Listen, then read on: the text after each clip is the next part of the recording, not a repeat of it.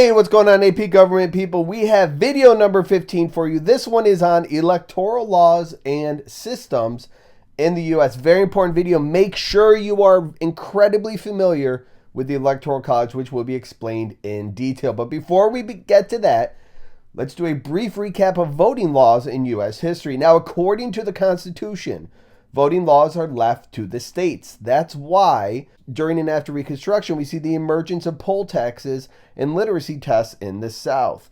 States are allowed to set voting requirements. That's also why we see in different states primaries that are either closed or open. A state determines whether or not their primary will be closed or open.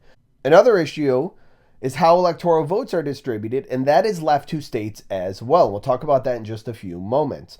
The federal government over time has created laws and amendments to increase voter participation. We saw this with the 15th Amendment, which granted male suffrage, the 19th Amendment, which granted female suffrage, the 23rd Amendment, which created electoral votes for people living in Washington, D.C., the 24th Amendment eliminated poll taxes, and the Voting Rights Act of 1965 eliminated literacy tests as well as allowed the federal government to register voters in areas where certain groups of people were not being registered. These are just a few examples of the federal government increasing political participation for citizens.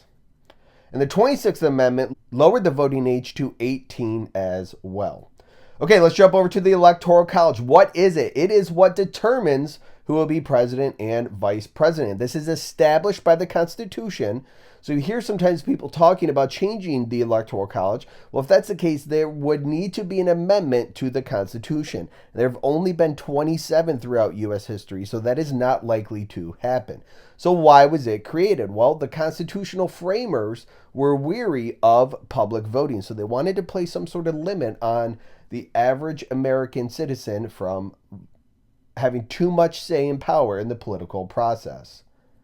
So how is a state's electoral votes determined? Well, it is determined by the number of senators plus the number of House members. So this building here, the Capitol building in Washington, D.C., plays a huge role in the Electoral College. So for example, I live in New York State. We have 2 senators, as does every state, and we have 27 members of the House of Representatives. Therefore, we have 29 electoral votes. Now, in addition, New York State, when it comes time to vote for the president, we will have 29 electors who will actually do the voting. How are they chosen? They are chosen by state parties.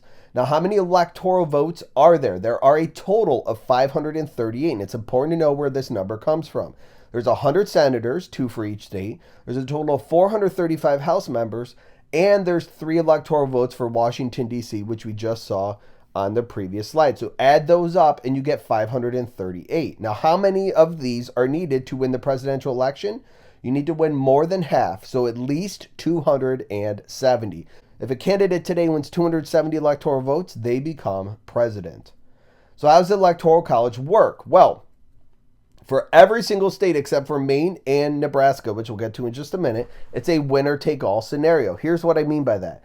Candidate A comes to New York State and they receive the most popular votes in New York State. In other words, out of all the citizens that vote in New York State, and candidate A receives the most, that candidate gets all 29 votes. So whoever receives the highest amount of popular votes in that state gets all electoral votes. Now let's jump over to Maine and Nebraska. Each congressional district distributes its vote to a candidate. So every district that has a House member, that individual district decides who will get that vote.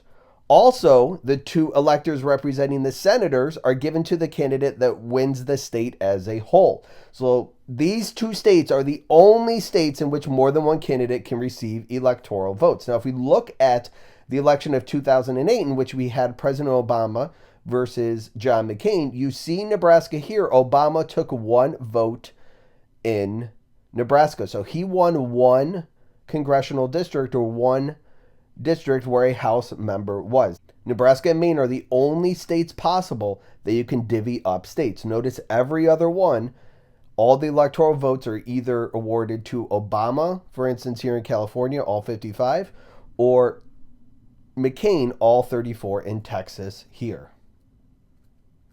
So what happens if no one wins an electoral majority? Well, according to the 12th Amendment, the House then decides with each state receiving one vote.